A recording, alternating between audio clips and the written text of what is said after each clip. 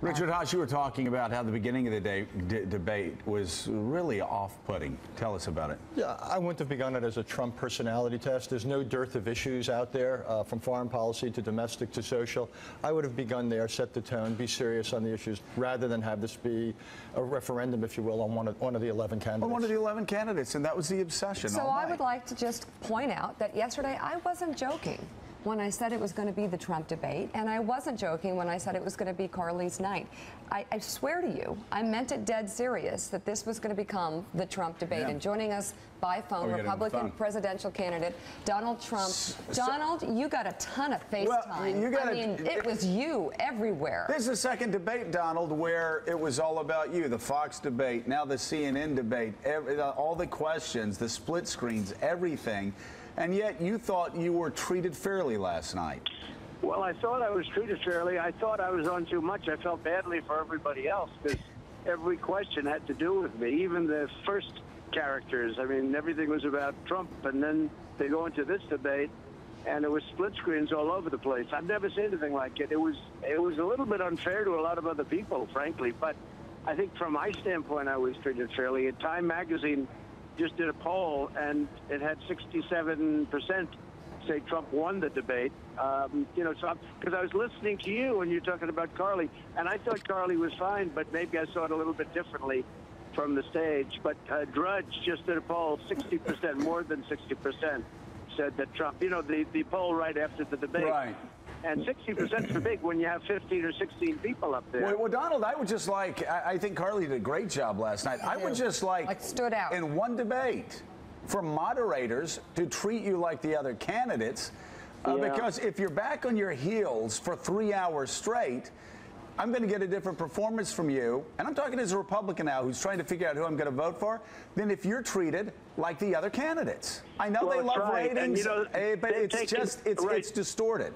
Right, they've taken every sentence I said over the last 5 months that was, you know, tough, and put it to the other people, and it was certainly a different. That was a Vince McMahon would have loved it because it's a WWE kind of a thing. But I was involved with virtually every question, so it was really a little bit wild. Actually, a couple of them came up, and they said, "You know what, Donald? Next time, can I hit you so that I can get a little more time?" Because some of these guys, I felt badly. A lot of them are friends of mine, and they got no airtime last night. Yeah. Okay, so I actually think that even though you felt bad for the other guys, I think that the approach of the debate played right. I'm not surprised there's polls that show Donald Trump doing better this morning. I'll have to check those. But when you gang up on a candidate, I mean, this is like what you talk about in like neophyte political races.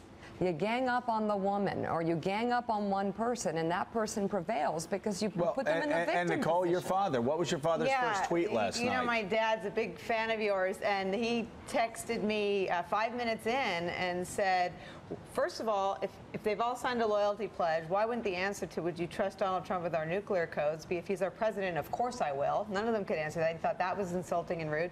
And he thought that the dynamic was set at the outset with everyone ganging up on you, The personality test. Yeah.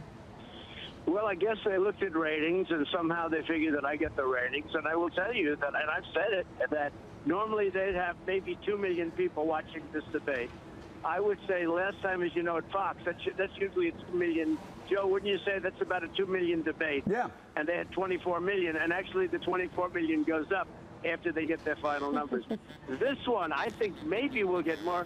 Other than one thing I did complain about, 3 hours is too much for a debate. Now, it's a long time to be debating, but I think it's even worse for people that have to sit home. If this were a 2-hour debate, it would have been a great debate. 3 hours is really unacceptable. What happened is about a week ago, we got a call that they were going to make the debate almost an hour more.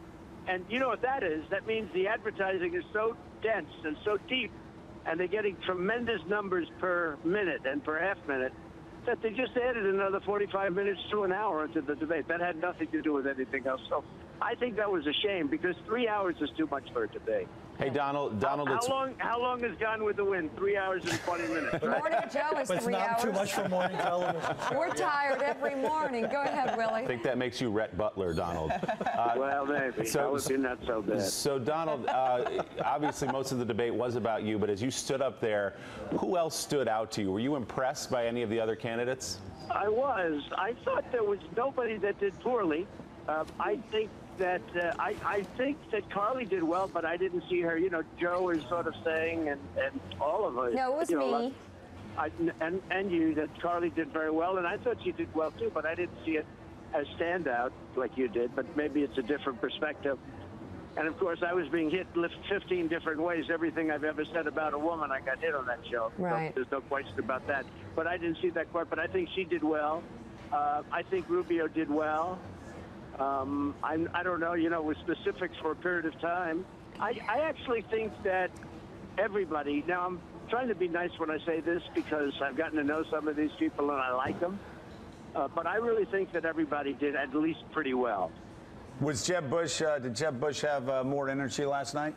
He did. I thought he was, actually, he's a very nice guy. I thought he did fine. I thought he did very well. So, Donald, let me ask you about the casino question. I thought he was going to push me harder to apologize to his wife. Yeah, let me ask you about the Florida casino question. Did you ever ask Jeb Bush personally to bring casinos to the state of Florida? There seems to be some debate between you two about that. No, Joe. What happened is a group that I knew wanted him to do it. I wasn't involved in it. They wanted him to do it. Ultimately, I think he did it. I didn't even follow the whole process, but I think he did it in some form. But I wasn't involved with it. And ultimately, the Indians got gaming approved. But I was not involved with that at all. And as I told him, if I wanted it, I would have gotten it. I was not into it at that time. It was a different time in my life. But it sort of coincided. But it was not for me. Donald? And he knows that. I mean, he knows that. He read, there was a little article someplace, oh, maybe, and he picked that up. And I was surprised to hear him say that, actually, because it wasn't true. Donald, Ben Carson, what did he say last night in the debate that proved he should be closing in on you in the polls? Well, are you talking about debate? What did he say personally to me? Anything. Or what did he say? What did he say on just stage? anything. I don't know. I just like him as a person, frankly. And I thought his whole thing on autism, where he backed me up, was terrific. Because I'm very much involved with autism, and I see these kids where they go for a shot, a massive inoculation, massive. And all I say is spread it out over, smaller shots over a period of time. Same thing. And he sort of backed me up. He did back me up on that, and so did Rand Paul. Rand Paul came out shooting. I'm sitting there, and all of a sudden I get shot at by Rand Paul. I said, what was this? Yeah. You're not supposed to be. I said, you're not supposed to be up here. You have 1%, and we have 11 people. You're not supposed to be up here. And after that, he behaved very nicely, which actually I was surprised at. Donald, Richard Haas, the Pope is going to be coming to this country in a couple of days, and one of the issues he's really made central to his own period in office is climate change. Last night there was some conversation about it. People talked about George Shultz and a carbon tax. Other people have other ideas. Where do you come out? How seriously do you take it? What do you think the United States ought to be doing about it? Yeah, I consider climate change to be not one of our big problems. I consider it to be not a big problem at all. I think it's weather. I think it's weather changes. There could be some man-made something, but, if you look at China, they're doing nothing about it. Other countries are doing nothing about it. It's a big planet. I view climate change as being the big problem we have is nuclear climate change. That's what our climate change is, and that's our problem. And I'm a little surprised. Putin is doing it. I don't believe Putin's a believer at all. Putin is doing it for his own economic advantage, if he is actually in favor of climate change. John Heilman in California. John. Donald, as you've reflected on your performance over the course of these last few hours, are there any particular moments or responses of yours where you look back and think you didn't do as well as you would have liked to have, that if you could, you'd go back and do it a slightly different way? John, I thought I knew the Carly thing was controversial for the obvious reasons. Rolling Stone did a cover story on me, and it was a great story. but they happen to have this one quote that was, who knows, it's one of those quotes. So I expected that to be used at some point. I think that there was not much I could do about that. That's sort of an open setup. I was waiting for that question. I think I did about as good. I got great reviews from people. I mean, you're the one that actually you're the show, which is very sad because I happen to listen to your show, as you know, and watch your show. I'm in the car. I just got out of the plane, actually. I'm on a cell phone. I just got out of the plane. I got great reviews from most other people. I was able to see the television shots and the television shows, and we've had great reviews. I mean, there are some things. Maybe it would have been better if the guy didn't hear my statement in Rolling Stone. But it is what it is, and I said that to Carly. I actually thought it was a very nice statement. Some people thought it was a wise guy. Yeah. But I thought it was a very nice statement that I made to Carly. Well, Donald, don't be sad.